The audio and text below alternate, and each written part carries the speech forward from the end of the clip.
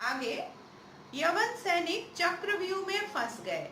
न पीछे का रास्ता मिलता था न आगे का। वे वास्तव में कैद हो गए थे और अपनी मूर्खता पर पछता रहे थे। मलिक काफूर दांत पीस रहा था।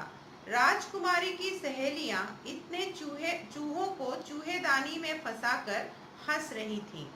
तो राजपूत सैनिक जिसने वादा किया था कि वो शत्रु सैनिकों को क्या करेगा, महल में गुप्त द्वार के द्वारा महल में पहुंचा देगा, वो क्या करता है, मोहरों से भरा, सोने के मोहरों से भरा थैली जो है वो लेकर के चुपचाप कहीं गायब हो जाता है।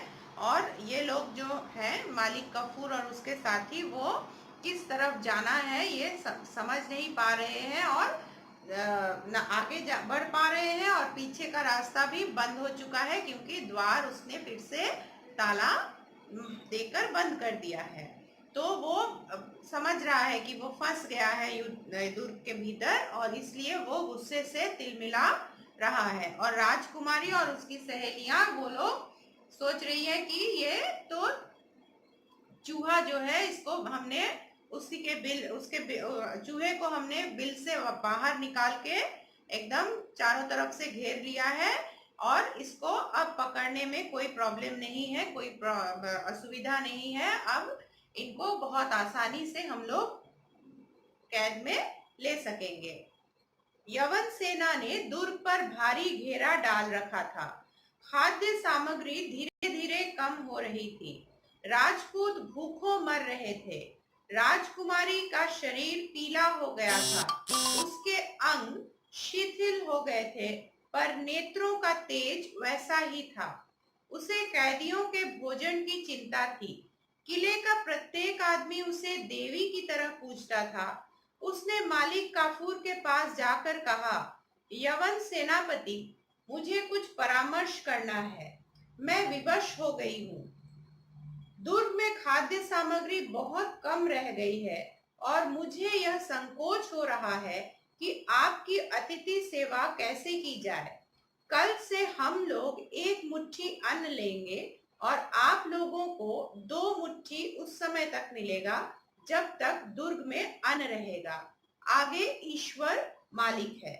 तो ये लोग शत्रु सेना जो 100 आदमी मालिक कफूर के साथ ये लोग कैद हो गए, लेकिन बाकी यवन सेना वो लोग दुर्ग के चारों तरफ घेरा डालकर बैठे हुए थे। दुर्ग के भीतर धीरे धीरे खाने पीने का सामान जो है वो घटता जा रहा था। राजकुमारी बिल्कुल चिंतित थी कि किस तरह से सबका पेट भरेंगी वो, अपने आदमियों का प्लस उनके वो कैदी लोग जो थे उतने सारे कैदियों का। तो वो बिल्कुल बहुत चिंतित थी। चिंता के कारण उनका चेहरा बिल्कुल पीला पड़ रहा था। तो राजपूत तो उनको बहुत मानते थे, बिल्कुल देवी की तरह पूजा करते थे राजकुमारी को। और राजकुमारी इधर चिंतित हो रही थी कि कैसे सबका पेट भरे। तो फिर वो जाती है मालिक काफूर के पास और कहती है कि मुझे आपसे कुछ परामर्श करना है, कुछ सलाह मशवरा करना है। ऐसा है कि हमारा खाने पीने का सामान जो है वो घटता जा रहा है।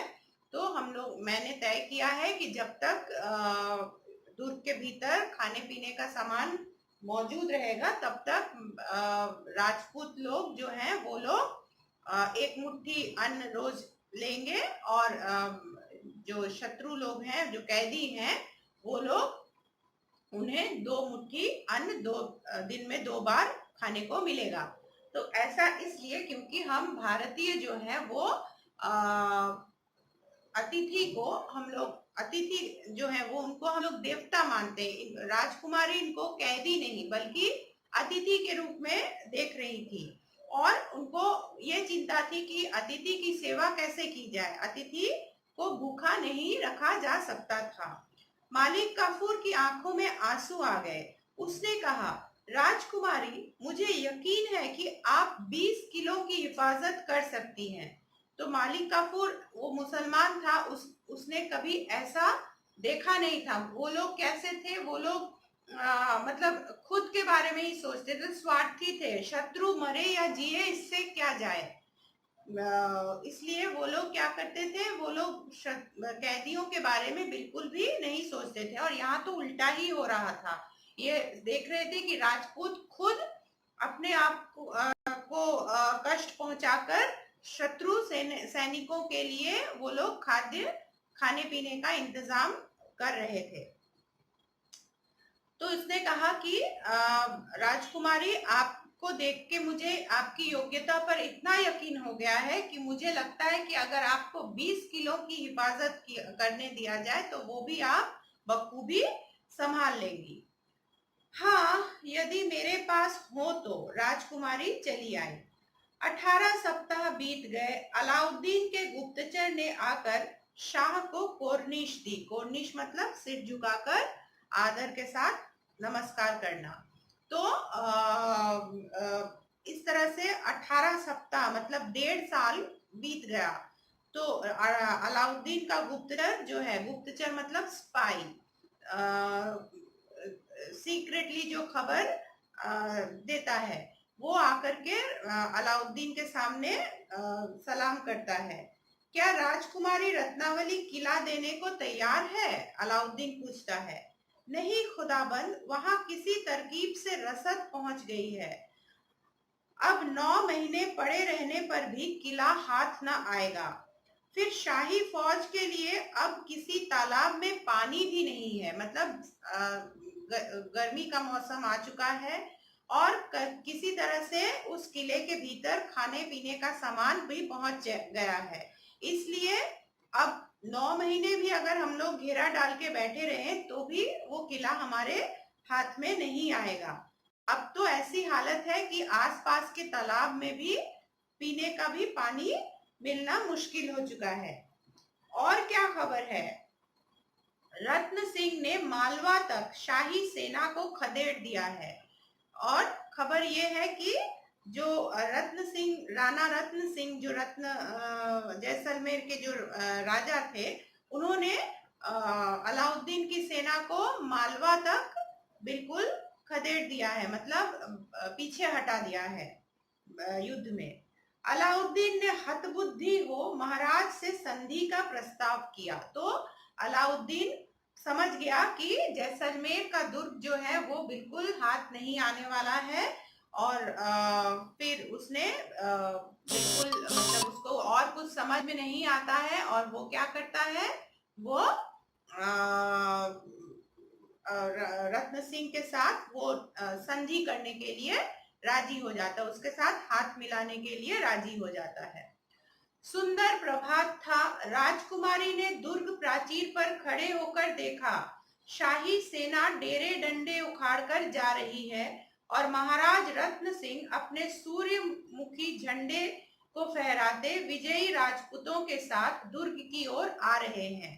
तो सम्राट का संधि हो जाने के बाद सम्राट का संदेश पा करके एक दिन सुबह रत्नावली क्या देखती है, दुर्ग के प्राचीर पर खड़े होकर के देखती है कि शत्रु सैनिक जो है वो अपना डेरा डंडा उठा करके वापस चले जा रहे हैं और महाराज रत्न सिंह जो है, उसके पिताजी, वो युद्ध भूमि से अपने राज का जो पताका, जो झंडा है, वो सूर्यमुखी झंडा बड़े गर्व के साथ विजयी होकर अपने सैनिकों के साथ वापस चले आ रहे हैं। मंगल कलश सजे थे, बाजे बज रहे थे। दुर्ग में प्रत्येक वीर को पुरस्कार मिल रहा था। मलिक काफूर महाराज के बगल में बैठे थे। महाराज ने कहा, खां साहब, किले में मेरी गैर हाजिरी में आपको तकलीफें और असुविधाएं हुई होंगी, उसके लिए आप माफ करेंगे। युद्ध के नियम कड़े होते हैं। फिर किले पर भारी मुसीबत थी। लड़की अकेली थी, जो बन सका किया।